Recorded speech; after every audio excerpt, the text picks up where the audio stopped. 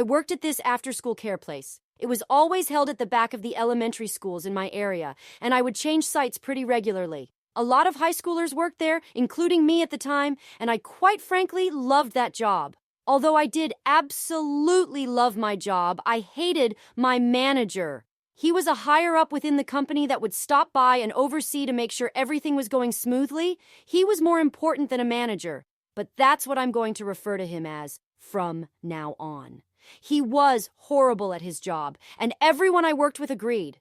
For example, there was plenty of times someone should have been fired, and he was too chicken to do it. Like a coworker who had shown up drunk to work, one that me and multiple other women we worked with who was reported by multiple of us, and one that would literally disappear for hours during her work hours. The real problem, however, came very shortly before he fired me. Didn't know he knew how to that. Because I missed my shift. I had just left school, and as I was getting into the car, I accidentally closed the door on my fingers, like the middle of my fingers, and it was so hard, I broke 2 of them and had to rush to the hospital. On the way, I shot him a quick text that my friend sent who drove me because I was crying too hard to call him. Now, in the contract I signed when I got the job, a no-call, no-show resulted in being fired unless it was a medical emergency. So after I came back to work, with one of those splints on 2 of my broken fingers, he came to the site I was at with a write-up that I had to sign. I asked him why, because I told him before my shift had even started. He looked at me and said, "I called you saying you still had to come in and you didn't answer. But I had no service in the ER, so I never got it." I told him there's no way he expected me to come in with 2 broken fingers, and he told me it wasn't his problem.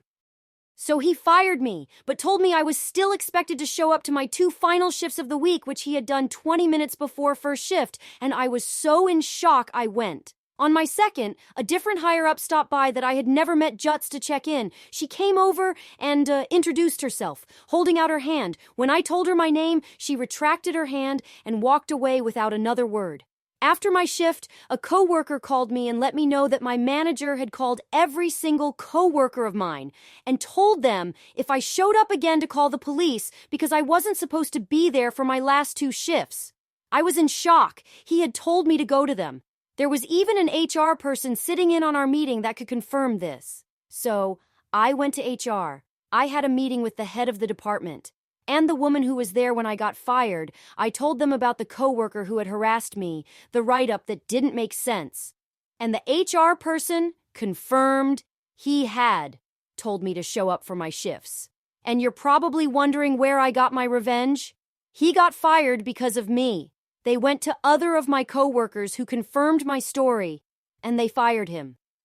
I learned this a few months after the whole debacle when talking to a school friend of mine. Her mom works in the school district and confirmed to me that he had been fired because of me. To this day, whenever I remember it, I smile. Do I feel sorta bad?